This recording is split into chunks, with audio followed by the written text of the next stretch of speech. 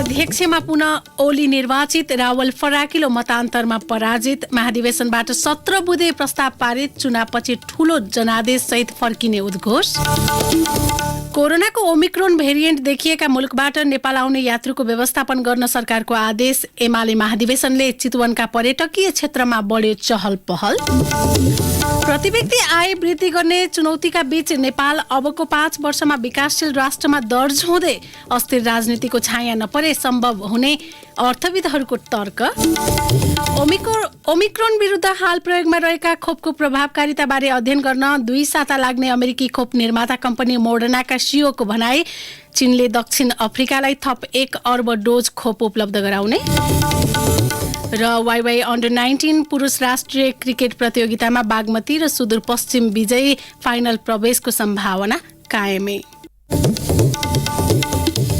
नमस्कार, कान्तिपुर डायरीका साथमा पूजनी र इन्द्रलक्ष्मी। समाचार अब विस्तारमा। एमालेको 10औं महाधिवेशनबाट दोस्रो कार्यकालका लागि अध्यक्षमा केपी शर्मा ओली निर्वाचित हुनुभएको छ।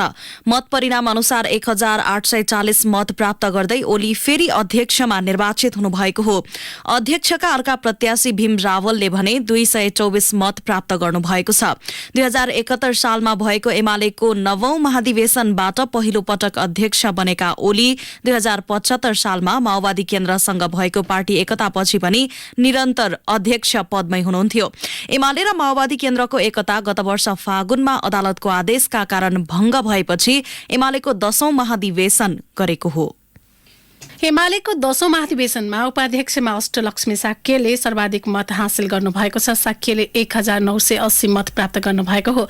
उपाध्यक्षमै निर्वाचित सुरेन्द्र पाण्डेले 1929, सुभाष नेमङले 1869, विष्णु पौडेलले 1859, युवराज गेवालीले 1846 र रामबहादुर थापाले 1771 मत प्राप्त गरेका छन्।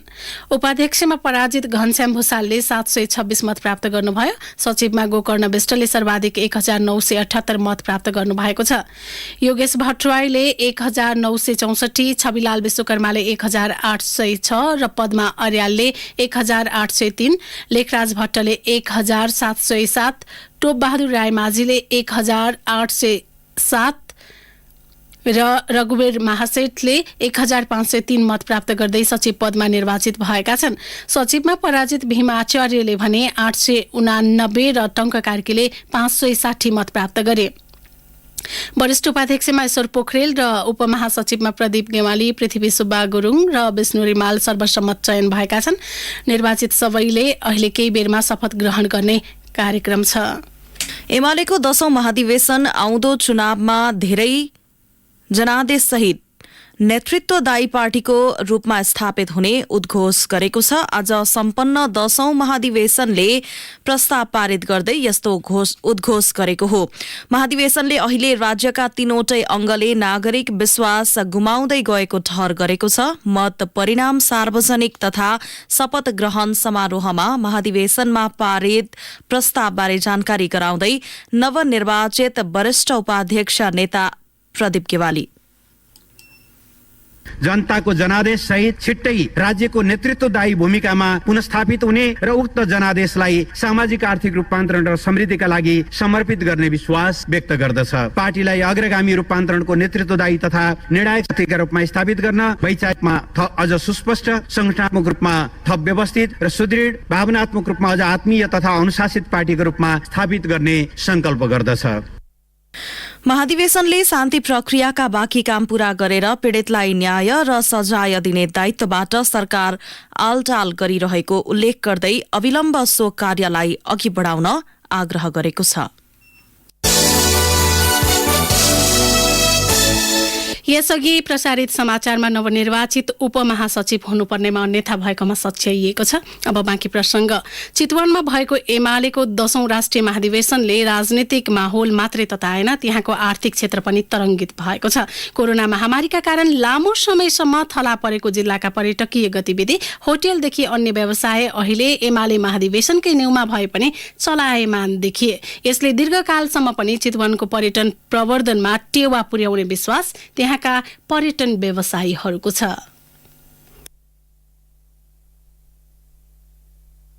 पशुपतिको जात्रा सिद्राको व्यापार भने चाहिँ प्युठानकी चित्रकली बुढा मगर मंसिर 7 गते नै चितवन पुगिन्। एमालेको महाधिवेशन स्थलमा अल्लोका कपडा बिक्री गर्नु उनको मुख्य ध्येय थियो। नभन्दै 2 वर्षदेखि कोरोना महामारीले मौजदातमा रहेका अल्लोका कपडा उनले महाधिवेशनकै मौका छोपेर बेचेर निखारिन्। अहिले उनी राहतको सास फेर्दैछिन्। त्यति बेलाको यो सामानहरू स्टक मालहरू थियो, मेला महोत्सव कहीँ पनि भएको थिएन। त्यसै कारणले गर्दाखेरि हामी यसलाई महाधिवेशनमा बेच्ने भनेर आएको। यो हाम्रो कोठी हिमाल अल्लो कपडा उद्योग भन्ने बाहानेमा उद्योग छ। यो कार्यक्रम सिद्धिने बित्तिकै जाने। दिनमा यसै कहिले कहिले 1.5 लाख कहिले कहिले 1 लाख भएको छ। पहिला त्यही महिनामा 4-5 लाखको हुन्थ्यो। एमालेको बन्द सत्र सहित निर्वाचन प्रक्रिया चलेको चितवनको प्रमुख पर्यटकीय नगरी सौराहामा देशैभरबाट आएका एमाले नेता कार्यकर्ता महाधिवेशन प्रतिनिधिको चहल पहलले यहाँको वातावरण नै बदलियो। अर्को अर्थमा भन्ने हो भने सौराहामा पर्यटन गतिविधि बढेसँगै यहाँको पर्यटन व्यवसाय पनि तंग्रिएको छ। डुङ्गा सफारी, जीप सफारी, हात्ती सफारी सौराहा आउने पर्यटकले गर्ने प्रमुख गतिविधि हुन्। नेचर गाइड बाबुराम महतो दशैं पछाडि चाहिँ यो महाधिवेशनले चाहिँ राम्रै गरेको, राम्रो भयो। जे होस् दशैं जस्तो त हुँदैन हैन। दशैं भनेको चाहिँ धेरै मानिसहरू चाहिँ यही कार्यक्रम गर्नलाई मात्र आएका हुन्छन्। तर महाधिवेशनमा त्यो उहाँहरू चाहिँ त्यसैमा चाहिँ बिजी हुन्छन् र घुम्ने अब चाहिँ 100%मा लगभग 20% मात्र चाहिँ देखियो। एमालेले उद्घाटन सत्र भएको चितवनको नारायणी किनारमा 3,50,000 रुपियाँ खर्चेर गैंडाको मस्कट प्रदर्शनीमा राख्यो। महाधिवेशनको लोगोमा समेत गैंडा प्रयोग गरिएको छ। महाधिवेशनमा देशकै ठूलो पार्टीले लोगो र मस्कटका रूपमा गैंडालाई प्रयोग गर्दा सौराहामा गैंडाको मूर्ति सहित विभिन्न कलाकृति बनाउँदै आएका निमा लामा पनि हौसिएका थिए। तर सोचे अनुरूपको व्यापार नहुँदा उनी त्यति उत्साही देखिएनन्। अहिले त यो के अरे महाधिवेशनको मान्छे हो अलिअलि भएको। त्यसपछि चाहिँ के हुन्छ, अब पहिला भन्दा हल्का भनौँ न, पहिला ठ्याप्पै हुने भन्दा अहिले पकेट खर्चसम्म चल्ने भयो। अब फेरि अब कोभिड हराइहाल्यो भने अब बिस्तारै चाहिँ अब सुधारमा आउँला। फेरि कोभिड बढ्यो भन्दा उही त हो। करिब 10,000 बेड क्षमताका 225 होटलहरू अहिले फुल अकुपेन्सीमा सञ्चालनमा रहेको यहाँका व्यवसायीहरू बताउँछन्। लगातार 4-5 दिनसम्म होटलहरू पूर्ण रूपमा सञ्चालनमा आएको इतिहासमै पहिलो भएको सौराहा स्थित जंगल सफारी लजका सञ्चालक सुमन घिमिरेको भनाइ छ। नेकपा एमालेको 10औं राष्ट्रिय महाधिवेशनले चाहिँ सौराहामा चाहिँ चहल पहल निकै नै ल्यायो, किनकि हामीले चाहिँ कोरोनाको कारणले शिथिल भएको पर्यटन क्षेत्रमा चाहिँ यतिको भिडभाड सम्भवतः हाम्रो इतिहासमा 3-4 दिन लगातार चाहिँ यसरी चाहिँ 100% अकुपेन्सी हुनु भनेको चाहिँ नौलो कुरा हो र हामीले यसलाई एकदम सकारात्मक रूपमा लिएका छौँ। हामीमा एउटा थोरै उत्साह पनि ल्याएको छ। अब हामी पर्यटन क्षेत्र चाहिँ सुचारू हुन्छ र पर्यटन क्षेत्रमा चाहिँ अझ सम्मानहरू छन् भन्ने कुरा चाहिँ यो कार्यक्रमले चाहिँ देखाएको छ। कोभिडका कारण पर्यटकीय मौसममा सौराहाका होटलहरूले मात्रै दैनिक 50 लाख बढी नोक्सानी बेहोर्नु परेको थियो। महाधिवेशन अवधिभर सौराहा क्षेत्रमा मात्रै 6 करोड बढीको आर्थिक कारोबार हुने यहाँका व्यवसायीको अनुमान छ। एमाले महाधिवेशन सौराहामा हुनुले आगामी दिनमा यस्तै ठूला कार्यक्रम र सभा सम्मेलनका लागि सौराहा तयार रहेको सन्देश पनि प्रभाव भएको छ। एमाले अध्यक्ष ओली सहित शीर्षस्थ नेताहरू बसेको होटल पार्क सफारी रिसोर्टका सञ्चालक महेश खनाल देशको एउटा ठूलो पार्टी मध्येको एउटा पार्टीले चितवनमा महाधिवेशन गरिसके पछाडि देशभरिबाट कार्यकर्ता समर्थक शुभचिन्तकहरू आगो भएको भएर सौराहामा चाहिँ बसोबासको लागि चाहिँ व्यवस्थापन गर्न हम्मे परेको अवस्था छ। अब यसले गर्दा चितवनको सौराहामा ठुल्ठुला कार्यक्रमहरू गर्न सकिन्छ भन्ने खालको पोजिटिभ मेसेज जान्छ र हामी चाहिँ यो कार्यक्रम भएको भएर थोरै उत्साहित भएका छौँ, थोरै आशावादी पनि भएका छौँ। एमाले महाधिवेशनले चितवनको सौराहा मात्र नभई पटिहानी, जगतपुर, मेगौली लगायतका पर्यटकीय क्षेत्रहरूको चर्चा पनि चुलिएको छ। सभा सम्मेलन पर्यटन अर्थात् माइस टुरिज्मले छोटो अवधिका लागि चाप बढाए पनि यसको प्रवर्धनमा उल्लेख्य सघाउने देखाएको छ। एमाले महाधिवेशनमा आफूले सोचे जस्तै परिणाम नआएकोमा नेता र महाधिवेशन प्रतिनिधि खिन्न भए पनि सौराहाका पर्यटन व्यवसायीहरू भने अपेक्षाकृत खुसी देखिएका छन्। रेडियो कान्तिपुरका लागि केशु लामिछाने, सौराहा, चितवन। पशुपतिको जात्रा सिद्राको व्यापार भने चाहिँ प्युठानकी चित्रकली कान्तिपुर डायरीमा अब ब्रेकको पालो।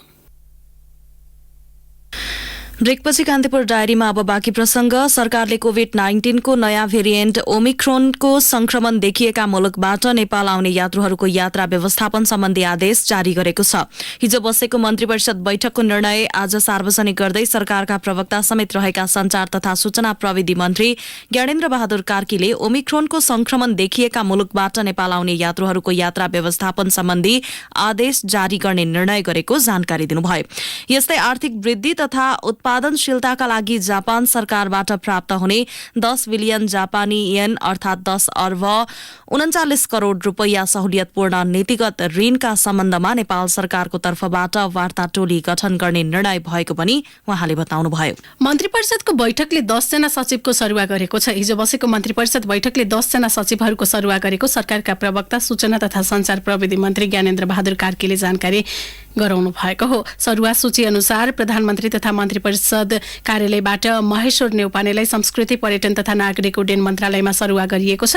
यस्तै शहरी विकास मन्त्रालयमा कार्यरत सचिव रमेश सिंहलाई अतिरिक्त समूहमा सरुवा गर्ने निर्णय मन्त्री परिषद बैठकले गरेको छ। यस्तै यादव प्रसाद कोइरालालाई शिक्षा विज्ञान तथा प्रविधि मन्त्रालयमा, रामप्रसाद थपलिया र सूर्य प्रसाद गौतमलाई प्रधानमन्त्री तथा मन्त्री परिषद कार्यालयमा, सुरेश अधिकारीलाई संघीय मामिला तथा सामान्य प्रशासन मन्त्रालयमा सरुवा गरिएको छ। यस्तै मन्त्री परिषद बैठकले मणिराम गेलाललाई शहरी विकास मन्त्रालयमा, एकनारायण अर्याललाई श्रम रोजगार तथा सामाजिक सुरक्षा मन्त्रालयमा, गोकर्णमणि दुवाडीलाई निर्वाचन आयोगमा, भरतमणि सुवेदीलाई राष्ट्रिय प्राकृतिक स्रोत वित्त आयोगमा सरुवा गर्ने निर्णय गरिएको छ। सरकारले नेपाल प्रहरीमा 3वटा पद थपेको छ। तल्लो दर्जामा काम गर्ने प्रहरी कर्मचारीको मनोबल वृद्धिका लागि भन्दै मन्त्री परिषद बैठकले वरिष्ठ नायब निरीक्षक, वरिष्ठ हवलदार र सहायक हवलदार पद थपेको हो।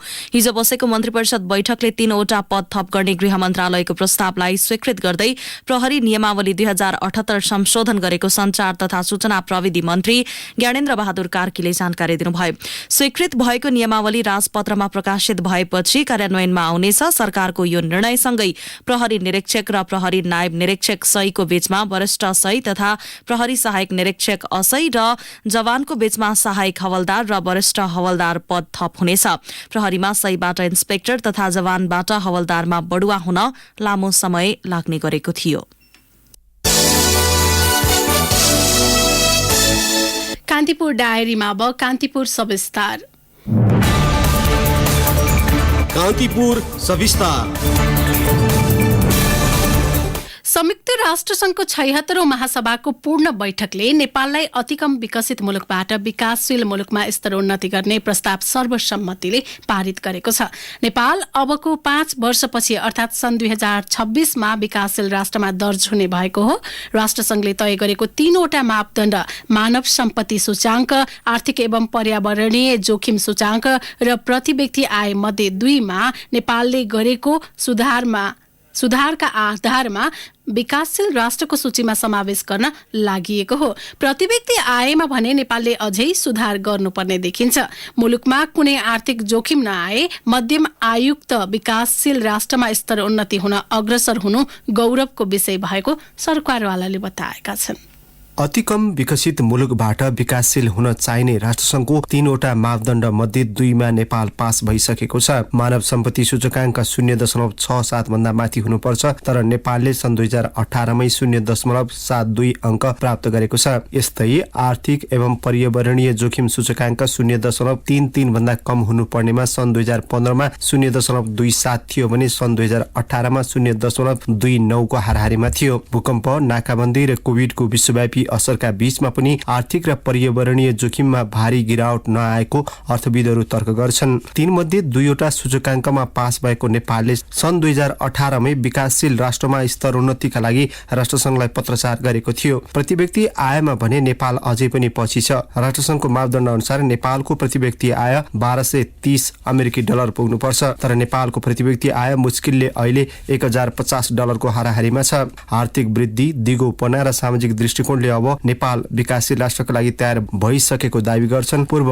अर्थ सचिव रामेश्वर खनाल। हामीले यो 6 वर्षको अवधिमा के गर्न पर्यो भने हाम्रो प्रतिस्पर्धात्मक क्षमता वृद्धि गरेर अन्तर्राष्ट्रिय बजारमा नयाँ वस्तुहरू आपूर्ति गर्न पर्यो। ऊर्जाको अहिले निर्यात भइरहेको छ भारतमा, त्यसलाई बढाउनु पर्यो। जे छ पहिला त्यही बेच्ने हो, त्यसबाट सम्पत्ति आर्जन गरेर अनि पछि ऊर्जाको उपयोग हामीले यहाँ आन्तरिक बजारमै गरौँला। निर्यात वृद्धि गर्नको निमित्त विदेशी लगानी भेट्दै भित्र्याउने, विदेशी प्रविधि भित्र्याउने, हाम्रो प्रतिस्पर्धात्मक क्षमता वृद्धि गर्ने, त्यो गर्ने हो भने हामीलाई क्षति त मैले कति पनि हुने देख्दिनँ हो। सरकारी कर्मचारी मन्त्रीहरू, सरकारी पदाधिकारीहरू, मन्त्रीज्यूहरू निशुल्क भ्रमण गर्न चाहिँ पाउनुहुन्न। अब सरकारले नै खर्च गर्नुपर्छ, विदेशी निकायहरूले त्यो अनुदान चाहिँ दिँदैनन् 2026 पछि। अति कम विकसित मुलुक हुँदा पाउने लाभ नेपालले अपेक्षित रूपमा पाउन सकेन। पश्चिमा मुलुकबाट निर्यातमा कर छुट पाउने भनिए पनि नेपालले यसबाट फाइदा लिन सकेको थिएन। भारतले यो सुविधा दिए पनि नेपाललाई अल्पविकसित मुलुकको हैसियतमा नभई नेपाल भारत द्विपक्षीय सम्झौताका आधारमा दिएको थियो। विकसित राष्ट्रले उनीहरूको कुल गृहस्थ उत्पादन GDP को 0.7% अनुदान सहायता अति कम विकसित मुलुकलाई दिनुपर्ने हुन्छ। यसबाट नेपालले मुस्किलले 10 देखि 15 अर्ब रुपियाँ मात्रै अनुदान सहायता पाउँदै आएको थियो। यसले आर्थिक विकासमा त्यस्तो महत्त्वपूर्ण योगदान गर्न सकेको छैन। खास गरी राष्ट्रसंघसँग सन्धि भएका एजेन्सीहरूसँगका केही विषयमा असर गर्न सक्ने अर्थविद केशव आचार्यले बताए। अति कम विकसित मुलुकको नाताले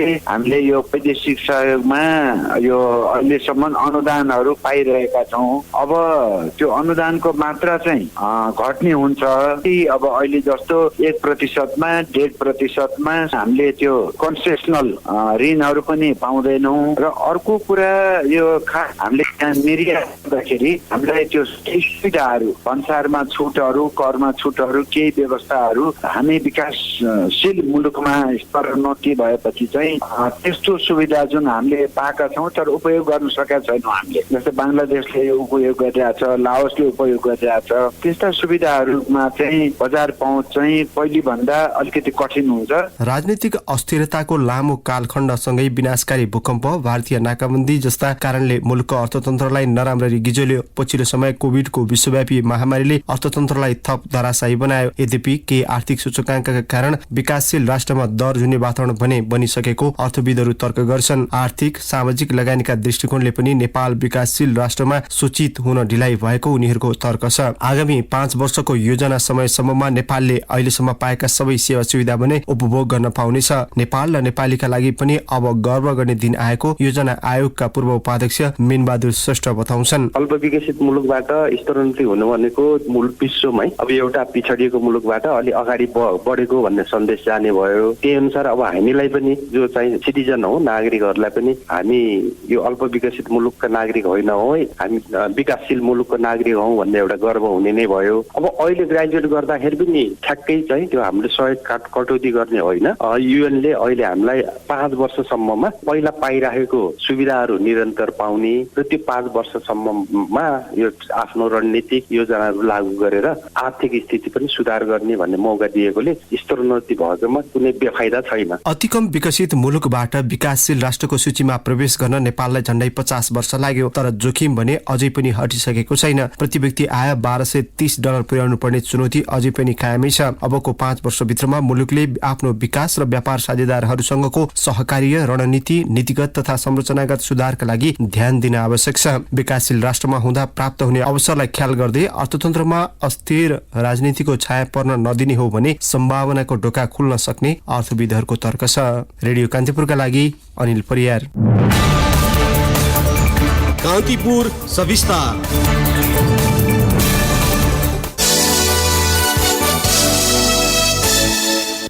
त्रिभुवन अन्तर्राष्ट्रिय विमानस्थलबाट एकै दिन 21 केजी सुन बरामद भएको छ। विदेशबाट आएका 415 जना यात्रुबाट भन्सार छली भित्राइएको 21 केजी सुन बरामद भएको विमानस्थल भन्सार कार्यालयका प्रमुख प्रशासक महेश भट्टराईले जानकारी दिनुभयो।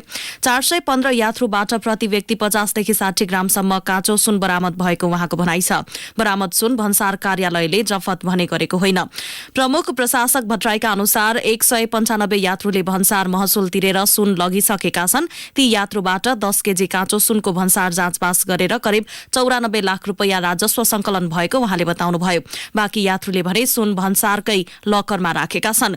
उनीहरूले 60 दिनभित्र आफूले तिर्नुपर्ने भन्सार रकम तिरेर सुन लैजान सक्छन्। विमानस्थल भन्सार कार्यालयका अनुसार एक व्यक्तिले सुन आयात गर्दा अधिकतम 50 ग्रामसम्म ल्याउन पाउँछ। सो व्यवस्था अन्तर्गत प्रति 10 ग्राम सुनको 9,500 र त्योभन्दा माथिको प्रति 10 ग्राम 10,500 रुपैयाँ भन्सार राजस्व तिर्नुपर्छ।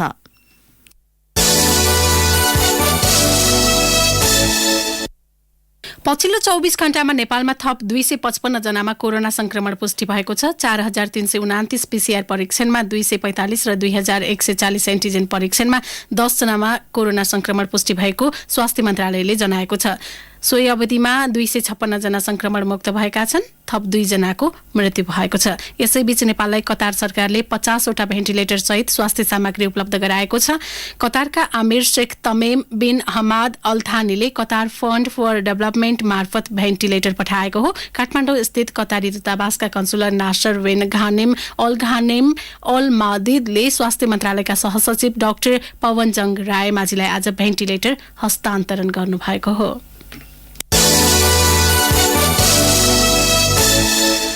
अछाममा बस दुर्घटना हुँदा 2 जनाको मृत्यु भएको छ। अछामबाट धनगढी जाँदै गरेको ना 6 ख 829 नम्बरको बस आज दिउँसो 3 बजे मंगलसैन नगरपालिका 4 डाँडाबाग स्थित कैलाश खोला नजिकै दुर्घटनामा परेको हो। दुर्घटनामा परि मंगलसैन नगरपालिका वडा नम्बर 14 का 57 वर्षीय टंकबहादुर भण्डारी र वडा नम्बर 1 का 21 वर्षीय यकेन्द्र थापाको मृत्यु भएको अछाम प्रहरीले जनाएको छ। घाइते 35 जनाको अछामका विभिन्न अस्पतालमा उपचार भइरहेको छ। यसैबीच काभ्रेको पाँचखाल नगरपालिका 4 लामीडाँडा बागखोरमा नम्बर नखुलेको मोटरसाइकलको ठक्करबाट 5 वर्षीय बालकको मृत्यु भएको छ। यस्तै कास्कीको अन्नपूर्ण गाउँपालिका 3 पाउदुर घुम्तीमा लु 1 ख 7766 नम्बरको बस दुर्घटना हुँदा चालक पाल्पा घर भएका 46 वर्षीय भूपेन्द्र खनालको मृत्यु भएको छ।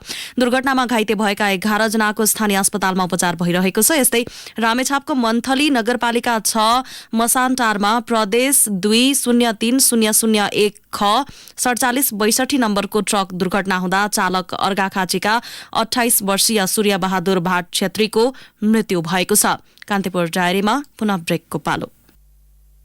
ब्रेकपछि अब आर्थिक प्रसंग। बिल बीजक जारी नगरी कारोबार गर्ने 2 वटा व्यावसायिक फर्मलाई वाणिज्य आपूर्ति तथा उपभोक्ता संरक्षण विभागले कारबाही गरेको छ। विभागले आज गरेको अनुगमनका क्रममा काठमाडौँ नगरपालिका 1 मा रहेको फ्रेस्टाइल क्लोथिङ र भक्तपुरको टिमी नगरपालिका 1 स्थित सिद्धिविनायक स्वीट्स प्रणालीलाई 20-20 हजार रुपियाँ जरिवाना गरिएको हो। विभागका अनुसार दुवै पसलले बिल बीजक जारी नगरी कारोबार गरेका थिए।